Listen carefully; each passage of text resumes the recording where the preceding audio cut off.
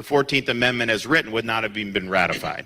Yeah, I agree. I think this idea that, and I think President Trump and his team was very smart. You know, the executive order is very specific about birthright citizenship, and they knew it was going to get into the courts, so I certainly agree with that.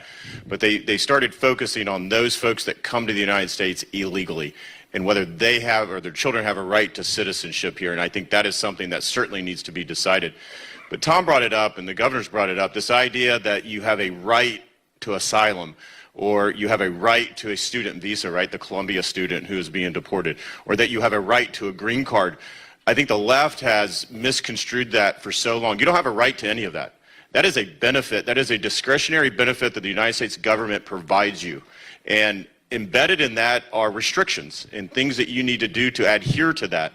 And so this idea that you can't deport students, or this idea that you can't deny green cards or even remove people with green cards. Of course you can. That's a discretionary benefit in immigration law that the United States government provides. And when you don't adhere to certain principles and certain requirements, well, guess what? You don't have a right to that.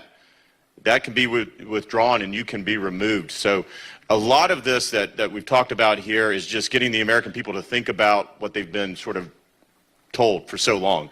People have a right to certain things.